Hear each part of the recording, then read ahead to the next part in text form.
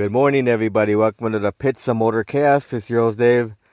I got a line of special guest, Nostalgia Pro Stock driver, Bill Neri. How you doing, Bill? Good. How are you this morning? Pretty good, except for the snow coming down. Welcome to the West. Yeah. So, Bill, first question I got for you is, how did you get involved in drag racing in the first place? Well, I've been a racer pretty much all my life. I grew up on a horse farm, and fortunately, my dad had me covered with go-karts and motorcycles and snowmobiles and tractors. If it moved, I'd race it. So I guess you want to say I've been a drag racer all my life. So, what year did you start drag racing? Well, actually, I built in 1972 or 73. I built what you might want to call the first rear-engine junior dragster. I used a 450 Honda engine, motorcycle engine for power, and took it to the racetrack and went 1370s. And that didn't satisfy me, so I put a 750 four-cylinder Honda motor on it, and then instantly put it into the 1280 range.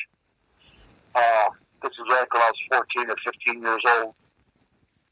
And kind of pissed a lot of people off with their 7 LS6 Chevelles, L88 Corvettes, and get beat by a go-kart running 1280s, it's dragster. But from there, I bought, my father bought me a 66 SS 396 Chevelle, which became my street racer / drag race car. We ran that in Super Stock H. And from there, we built three of us got together. We built a Pro Stock Camaro. And our first try at Pro Stock, we were 4/10 off the big boys. They were back then running 950s, 960s, and we were just at the top end of the 9-second bracket with it. And we had a couple numerous pro street cars. I had a blown 61 Corvette I built from the frame up. Got back into it. I had a 63 split window, which a lot of the top sportsman guys remembered. One of the first cars I had the prosecutor name on, and it's an 8-second car. From there, I went and we built a 1989 ZR1 Corvette body car, full chassis, tubular chromoly chassis car, which was a 7-second car, all naturally aspirated, by the way. And Top Sportsman, and that's when Pro Modified evolved in later 1989 years, 1990. Jerry Bickle built me the first Nova, the first of 3 Novas. Actually, Timmy McCamus and I put our heads together when Tim was Jerry Bickle's top guy in the chassis department. And we built the first Nova, which came out with the ProMod, first years at ProMod. And from there, we totally redid it, moved the engine forward, lowered the engine, we put humps on the back so I could run a 34.5 20-car tire on it, long wheelie bars and big ring. I mean, that was probably the best of my 3 Novas, that car there, which is still, incidentally, you're still running today in Top Sportsman. A fellow by the name of Jackie Robinson owns it. In these win races, the car's running 660s. It's a good feeling to see that car that we built in 1991 or 2, I believe. It's still out there winning races. And Wow. The guy does wonderful with the car. In the third Nova, I had Jerry Haas built me, which I still have today. And I've got an 830-inch Hemi sitting there right now, naturally aspirated IHR Pro Stock motor sitting. Then I'm going to dabble with it a little bit this year. And just play with it, and if all the stars align, I'm going to go out and motor Pro Stock racing with it. Not with the car, but with the motors. I've got the motors, transits, clutches, rear ends, everything I need. All I need is a rolling chassis. But I'm going to test the motors and such and get my gear ratios and everything right in the Nova, because it resembles the same weight wheelbase as a motor Pro Stock car. That would be just basically my mule will test these Hemis out with. And they say if all the stars align, I'm going to go able to get a mountain motor car and maybe throw my hat in the ring and see what I can do with them. So now, the go ahead. Warren Johnson Nostalgia Pro Stock car has got, in fact, we're going to dyno it Monday night or Tuesday. We built a 632 to run in the Outlaw 632 class. Nice. And I'm going to try it naturally aspirated in that car. And if that doesn't work out, then we're going to put one nitrous system on it. And have some fun running with that Pro 632 class. That's a fabulous class. A lot of pro racers are starting to come into it. You've got the 3 or 4 guys that are in the Mountain Motor Pro Stock, are basically honing in on the 632 class. So it's a really good, competitive class. They're running high 14s in the 8 mile, low 420s already in it. And then that's Pro Stock types. That's NHRA Pro Stock, faster than NHRA Pro Stock, actually. And really a fun class. And the Warren Johnson Camaro fits right in that. It's got steel quarters, steel roof. I can run both the NMCA and the PDRA with it. It's a place to go out and have some fun. Now, do you run a clutch in that car? I've always had clutches. I don't like, if you put me in an automatic car, I'm liable to back over somebody. I wouldn't know how to drive it. Well, you figured my middle name, they call me Clutch. I'm more fascinated with gear ratios and clutch tuning. Nothing wrong with the automatic guys. Everybody's got their own cup of tea, but I've always enjoyed clutch cars. Well, that's the true Nostalgia Pro Stock. You have a clutch Lenko, whatever, Yeah, there's quite a few of the guys are converting over to clutches. And there's a little bit of a science to it. It's not something you can just throw in the car and expect to go on out there and go fast with them. I mean, we got to figure out your gear ratios and your clutch tuning and such. I don't know anything different. Torque converters and stuff like that are Chinese to me. I've never had an interest in automatic cars. My automatic car consists of a GMC Denali, and my company trucks, my pickup trucks have automatics. So, but other than that, my race cars have always had stick shifts. Now, you know how you get all these guys out there saying true Nostalgia Pro Stock has to have a clutch in there, otherwise it's not a true Nostalgia Pro Stock. Well, if we're going to, I'm going to tiptoe through this, I don't want to say anything negative. My personal feelings is if we're going to replicate a Nostalgia Pro Stock, it should be replicated with the transmission that was in that particular car. Some earlier Pro Stock cars tried clutch torque flights, clutch in front of an automatic transmission, clutch turbo 400s, which was a clutch in front of an automatic transmission. They didn't fare well. The transmissions back then couldn't take the punishment. Today, they build these automatics. I mean, a Pro Modified today is back then automatic. You can't shift the stick shift fast enough, as fast as these Pro Mods are going. So, I mean, essentially, you aim that damn thing like over a button and hang on for dear life and send the chutes up 5 seconds, But to go back into the nostalgia world, carburetors, naturally aspirated, and, I mean, it could be a Borg Warner Super T10. I mean, if the car had that transmission in it, that's what I think the car should have in it. It's just the Warren Johnson car, I've dabbled now with the Liberty in it. And the Liberty definitely is faster than Lenko. But the car, when Warren had it in 1974 through 77 era, was Lenko powered. And I've always run that car with a Lenko in it. Now that I'm skipping over to the 632 class, I'm probably going to stay with the Liberties. But it's still stick shift. I mean, I leave with my foot and roll through gears. Yep. So now, Bill, after all these years of drag racing, what still keeps you passionate about drag racing? I've always been one to participate. To go and watch, I'm not saying I'm bored, don't get me wrong, but I just don't get the feeling. I have to be there, I have to do it. The competition drives. I mean, when I pull up to the starting line, we'll shake hands in the pits. When we pull up to the starting line, I'm no longer friends with you until we pull the parachutes. Right. I mean, that's just the way I am. I mean, and over the years, you don't mind me mentioning some names there of No, mob racers. no, go ahead. The likes of Charlie Carpenter and Robbie Vandergriff, Wally Bell, Gordy Faust, the whole onslaught of Coleman's, the guys that started this pro mod circuit.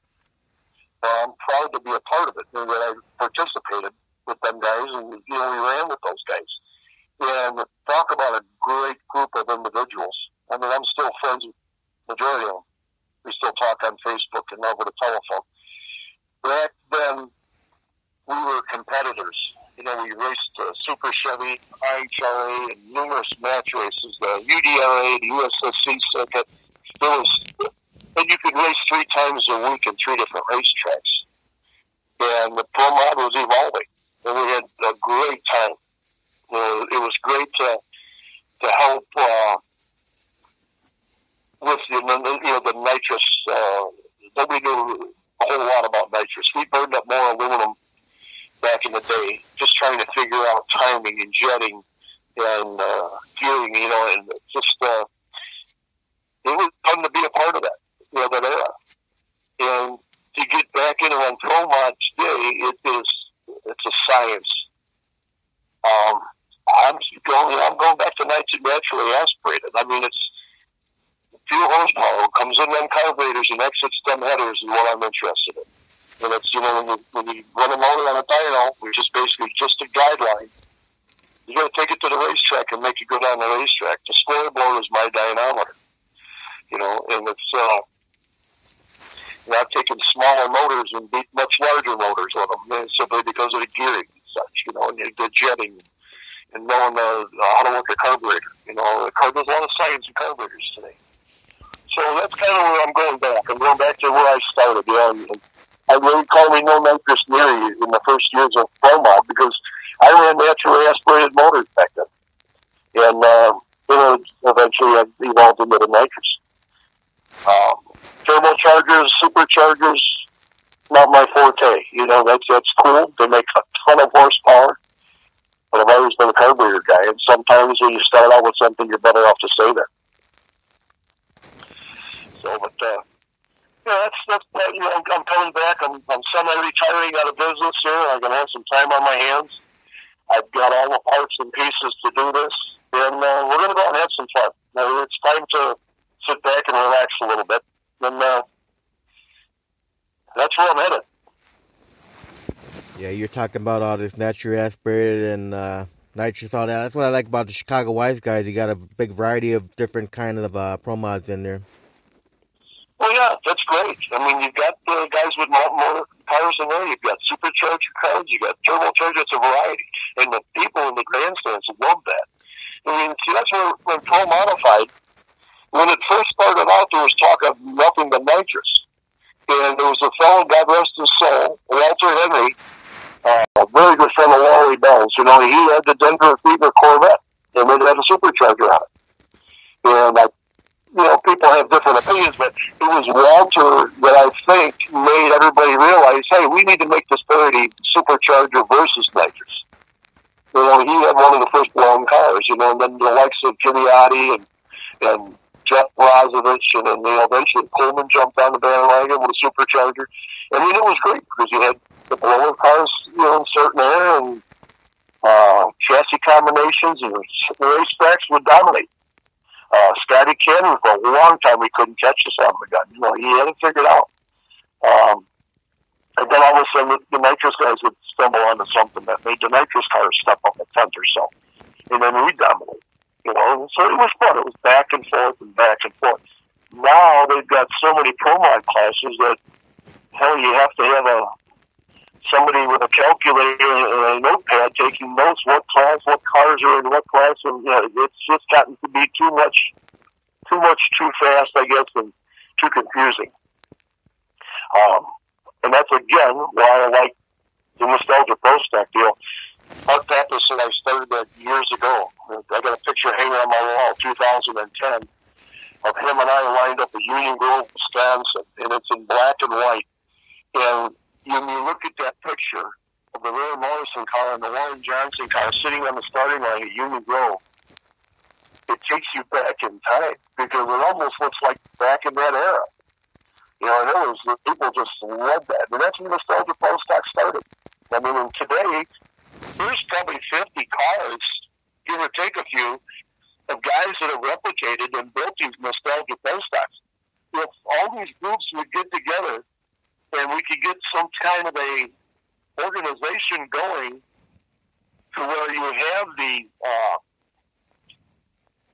so-called booked-in deals, you know, where you have 4, 5, 6 cars, you know, for a show, and then you have a place where you can actually go race for points, you know, in a purse, either get sponsorship money or even entry fee money that would pay back for a qualifier on up. And then I think you could draw, I bet you could probably draw, shoes a fence there, 20, 25 cars for an event. And personally, I think you could promote that to the track owners that you're bringing your own money, a race format, okay, where you're actually racing. The hardest part is going to be the separation between the fast guys and the more period correct guys. You're going to have 3 different eras, 3 different time ET zones of it. You know, and then you have to have somebody to police it. So that's the hard part. That, I think, right now is the stumbling block. But in the meantime, them guys are going out and they're having a lot of fun. I had a lot of fun with them. I mean, not saying I'm done with them. You know, I talk with Mark all the time, and you know, they're having a great time. And I look at them and I smile every time I see something posted. I smile, thinking to myself, you know, I'm part of that organization that started out, and I would like to see it just continue. And the cars are getting faster. There's an East Coast operation that Jeff Redisel runs. He's got some fabulous cars out that way. Our group in the Midwest here, we've got some great cars. There's cars all the way out to the West Coast that are being built. You know, it's something that the people in the grandstands in our age bracket can relate to. Where they remember that Blair Morrison car, that Frank Iacconio car, that Bob Glidden car. I mean, so they relate to that, you know, with Firebird or a Thunderbird or a Comet of that era. And I think that's where drag racing needs to have that variety. I think it has to bring back its roots. The Holly Hot Rod reunion down in Bowling Green, Kentucky. You know, I ran into this 4 years, I think, in a row with Mark. And that's a fantastic time. You've got gassers. You've got anything you can imagine nostalgia down there. Funny cars, top fuel, front engine dragsters. And it's a great time. And they pack the grandstands. And it's all nostalgia. So I'll argue it till the day I die that nostalgia, if anybody tells me nostalgia is blasé, that's BS, because people enjoy. About, you know, the older age, with the younger kids, maybe not so much, but the era of drag racing when we used to pack the grandstands loves nostalgia drag racing. Yeah. Regardless of the class. So, just my personal feelings. I mean, I'm a little bit outspoken that way sometimes, so people don't like it, but I tell it like I see it, you know. Then of course, out here we have 2 Midwest Nostalgia Pro Stock Associations. Mark Pappas, and then you got Dan Manis's group. Yeah, you know, Dan's a great guy. You know, I like Dan. I mean, he's doing his thing. You know, he doesn't want to travel all over the world. He likes to do the Union Grove deal and a couple other smaller track deals. And he's got a group of great people. They go on out and they barbecue and they have cocktails afterwards, and they're out to have fun. Not to impress anybody. They all race each other. Yep. And he invites me constantly to come on up and run with him. I mean, one of these things I'm gonna. If I got the time, then I'm gonna throw a car in the trailer and go up and play with him. I mean, he's a nice guy. He's a down to earth individual. I like that. And he calls him as he sees him. I mean, he just says, "Hey, you know, I'm not trying to impress nobody. I just want to have fun." And that's what this is all about, having fun. Now, do you ever run with Bob Marley at all? Well, Bob and I, there's a lot of video that Bob and I running. We ran the Colt, him and I against each other for years, and a couple, 3 years probably. And well, I've known Bob for probably 30 years. I mean, we go back to the old Top Sportsman days. I mean, Bob's got his ways and means of thinking too. There's nothing wrong with it. I mean, it's just the problem is what I see is everybody's trying to pull in different directions. You can't do that. It's fine, but it looks bad to the public. I get people that call every now and then and say, what are these guys doing? What are they trying to prove? And I'm like, well, it's their way of doing business. I'm not going to sit there and go against any one of the three. I mean, I agree with Mark's theory, I agree with Dan's theory, and I agree with Bob's theory. And personally, I'm on the outside looking in, enjoying the theories that they have, and hoping that the class keeps growing the way it's been growing. And eventually, I think someone will step up and see this popularity of this class and say, we need to organize this and create a place for them to come and race competitively and not do away with the booked-in car show, what do you want to call it, exhibition racing. We did that in the pro mod days. I mean, they used to book in 4 pro mods or 6 pro mods and pay us to come and race each other. Super Chevy went back and forth. Super Chevy originally started out with Donnie Little, Jeff Littleton, Gordy Falls, Wally Bell, Charlie, Robbie Vandergriff, and they were a booked-in show to travel with Super Chevy. And then Super Chevy went to a qualified in-show and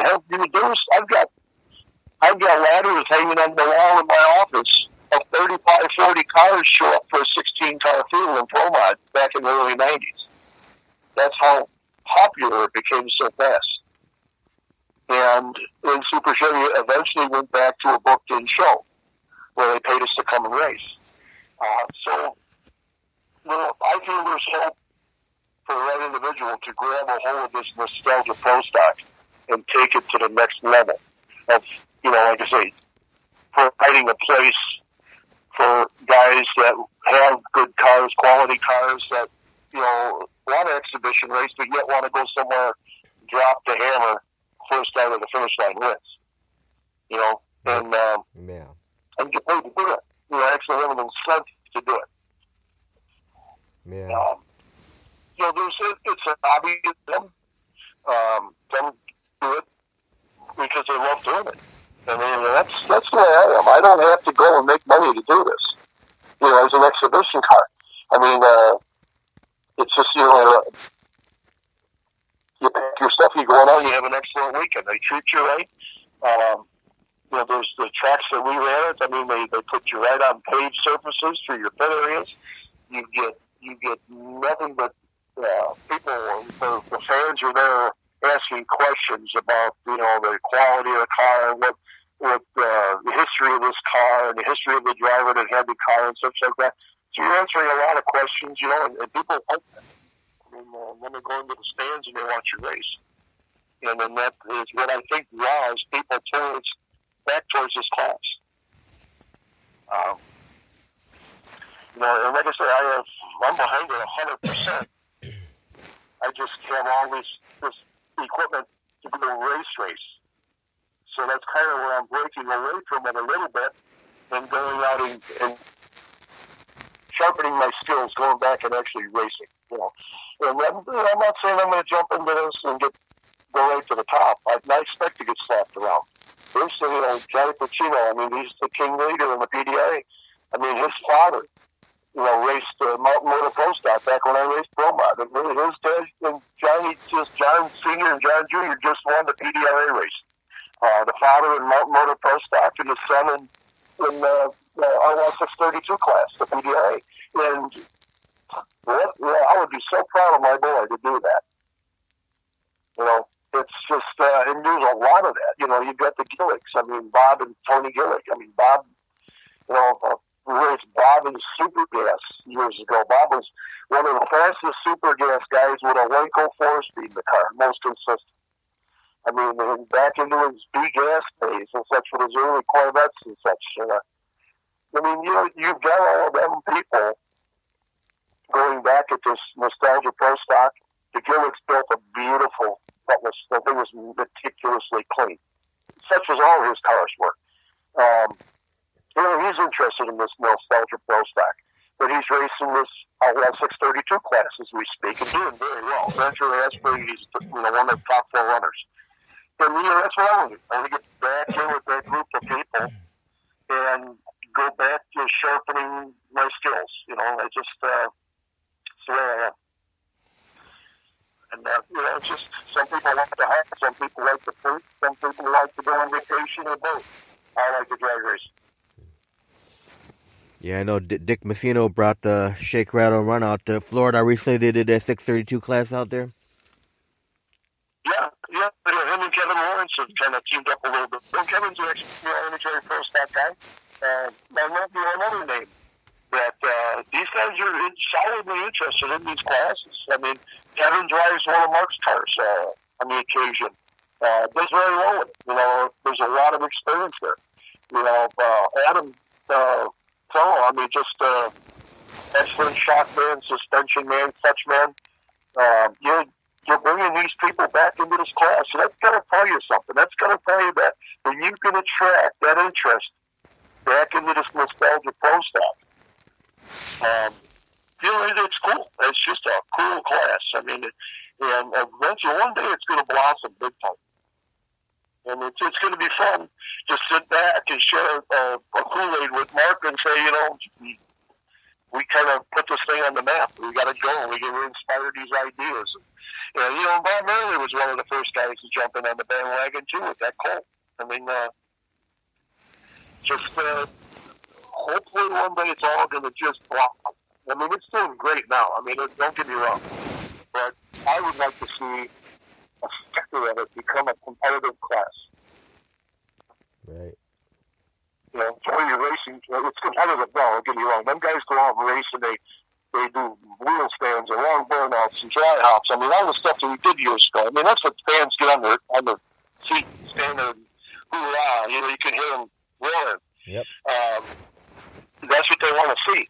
And then we go down and they lay down the numbers and, there's 2 ways of looking at it. When you take the Bob Glidden Fairmont, Mike Root's car, and it runs the same number as it did, or maybe a 2/10 faster than it did in its era. I mean, there's a place for that. People want to see that. That car doesn't have to run 630, so it has to run 840 or 820 when it did in its era. And, that's a different sector. And then, there's a few other guys out there that are capable of running 750, 740 in the quarter mile. Mark's new car, unfortunately, that's been an incident, but Mark's new car is very capable of running those 7 seconds. And that's where I'm at.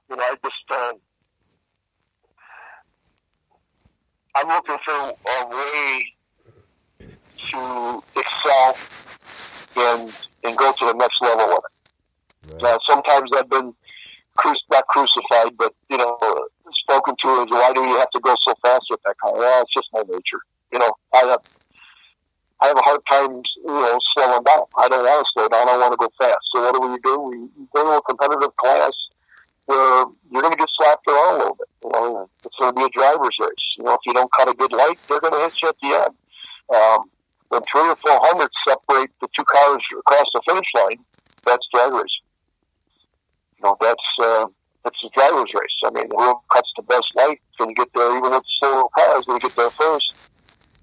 That's the reward that I like. I enjoy exhibition racing. Don't get me wrong. I love it. It's a fun time, but the other half of me wants to go race for a purse, wants to go race for points. Try something different every week. Numerous, I got gear sets, for transmissions and rear end gears and different size wheels and tires. And it's all a combination of drag racing. When you strike on that combination that all works, you go fast. Until you get that combination that all works. And I'm not saying that once you find a combination that works, you stop.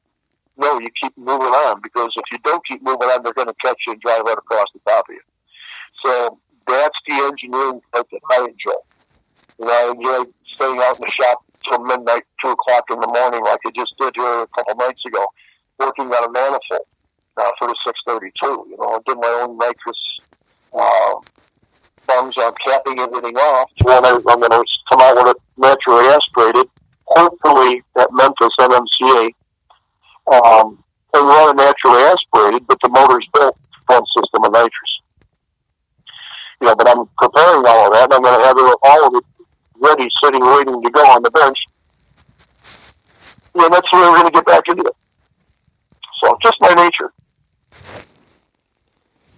So now with the Warren Johnson Pro Stock, what's the quickest ET you've had with that car? Officially, it went 690s. The first car I went in the sixes.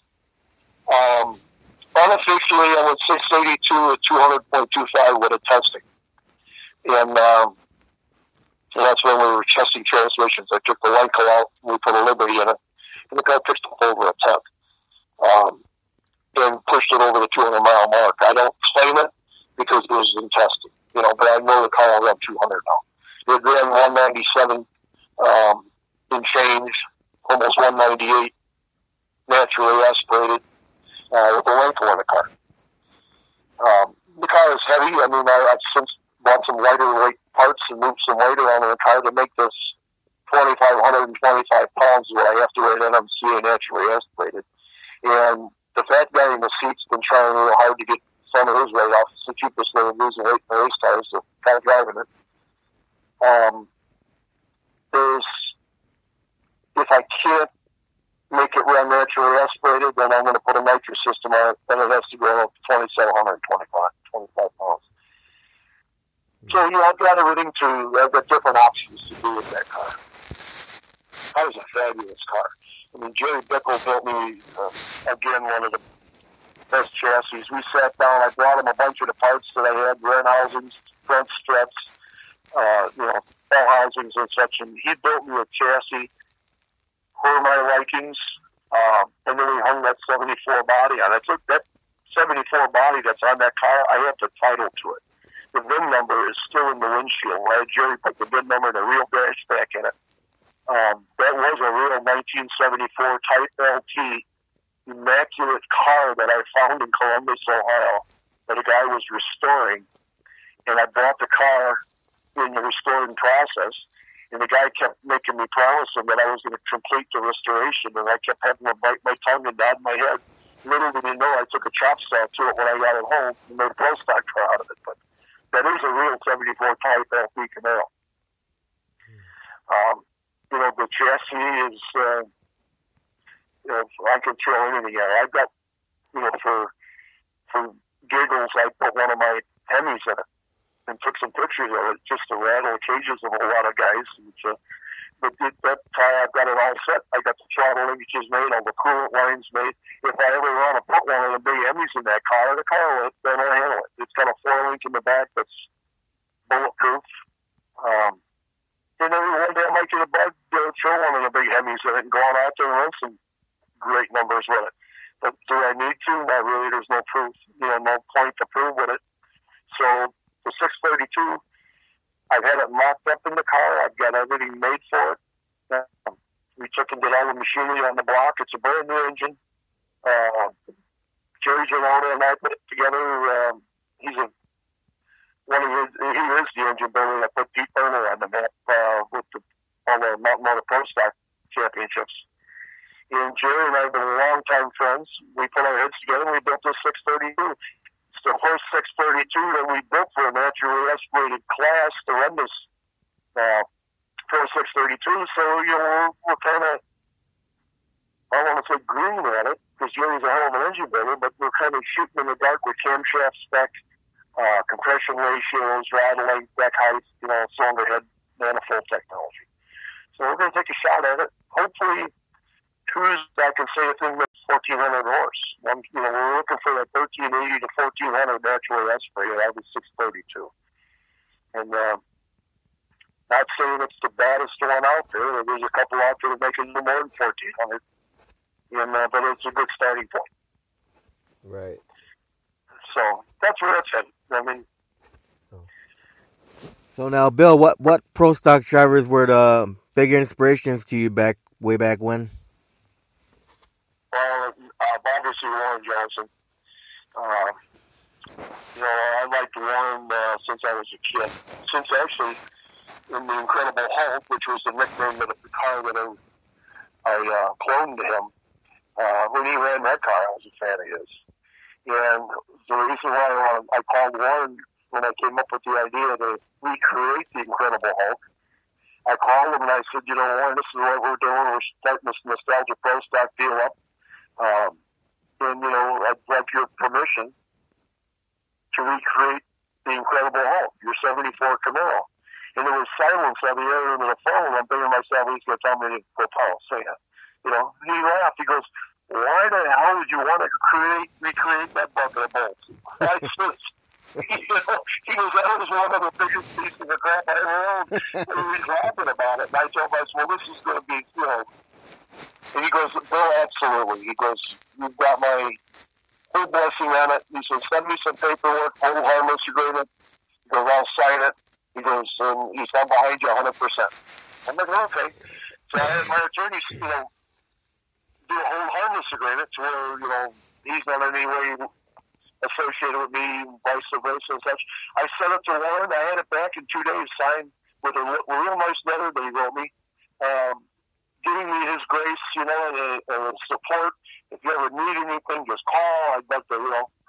And him and Larry Morgan came out to Cordova for a World Series. And it was the first time Warren actually was able to touch the car and sit in the car. And the idea was to have Warren make a pass in the car. But, you know, I'm 6'2" at 270, and Warren was 5'2".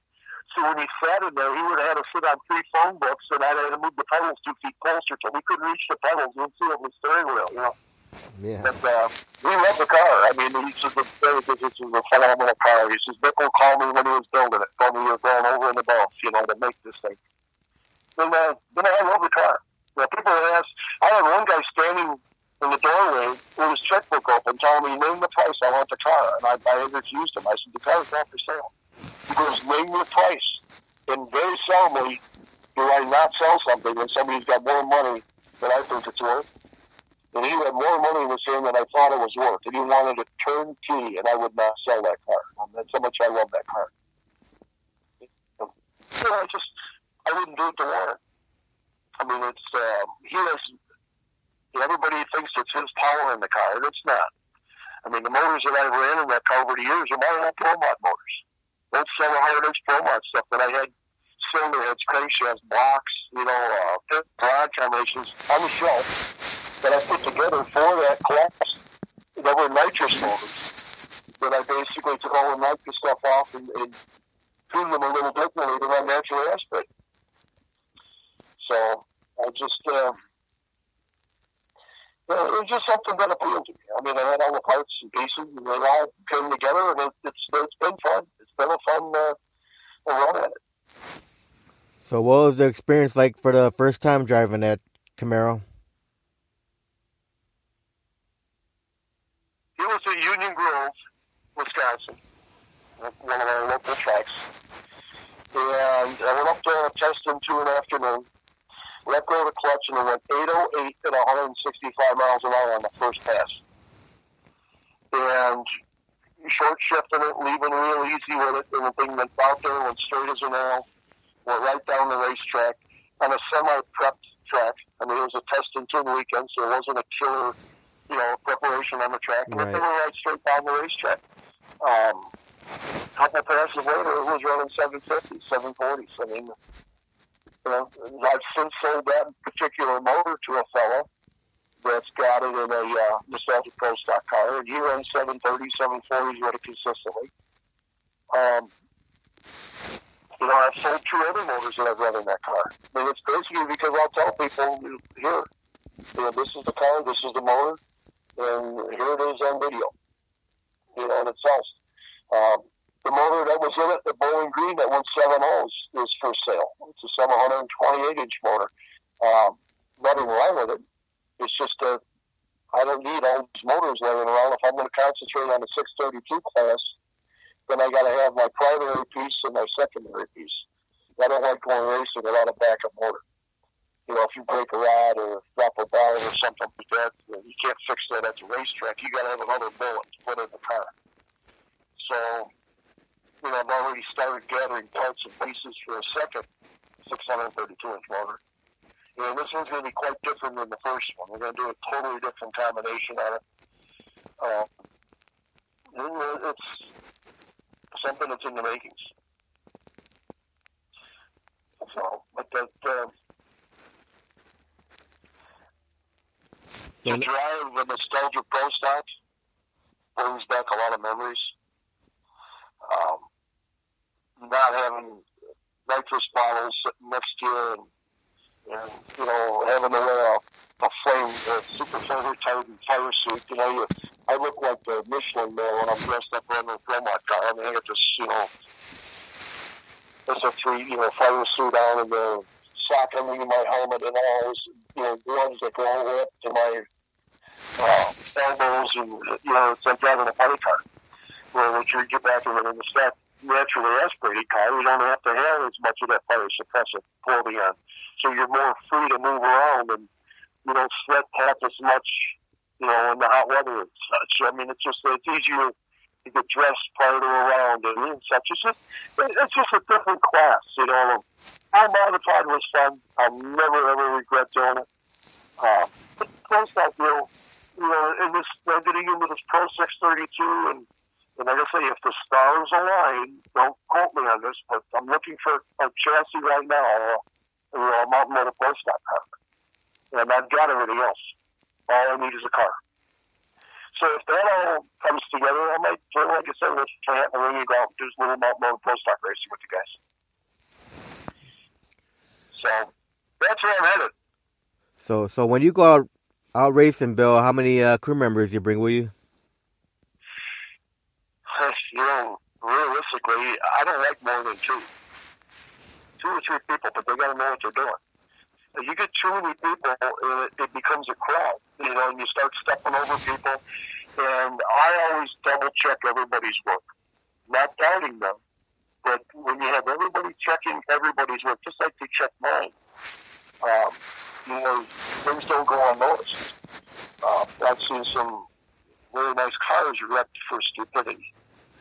People forget to pin the wheelie bars and, different things like that, where if you have three good people with you that are constantly checking how to shoot through the impact to make sure the tether lines are full out, the wheelie bars are pinned properly, the height is set, simple little easy things like taking the plug out of the hood scoop, the dirt plug, as they call it. Just little things like that. There's, I'm going to give some credit to my daughter. I mean, God bless her soul. She's doing great in college. I'm the proudest father there could ever be. But I taught her all about a clutch when she was 11 years old. And she's now pushing her 20th birthday. She sat on a stool and watched me assemble a clutch from a bare hat all the way up, and asked me instant questions on exactly, well, Daddy, what are these fingers doing? How come you have different springs? And what does this do? And I sat her down and I said, listen, you want to learn about a clutch, it's nothing more than a coin. Okay? And this counteracts that, and this does that. And I explained the whole thing to her. And when she goes racing with me, because she's in college, so her schedule's a little bit limited, but she handles the clutch work as far as the download of the computer, putting it on the screen in the trailer, and she'll come out and tell me, Daddy, it needs a little more bass, a little less centrifugal, or you need to leave a little higher because it's doing this to the tire, or you got excessive wheel spin first gear. She gets it. And if a young lady like that can grasp the whole of a clutch in gearing, anybody can. It doesn't take a rocket scientist to do it. It just basically takes common sense. What counteracts what? And I love it when she comes. We were in Sikeston, Missouri. This is a kind of a country story short. But we were in Sikeston, Missouri, Nostalgia Pro Stock race.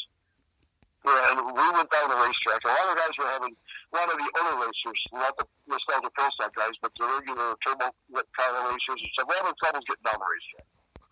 And the owner of the track came to me and, can you get down this racetrack? He said, nobody's complaining that it's not prepped right, yada, yada, yada.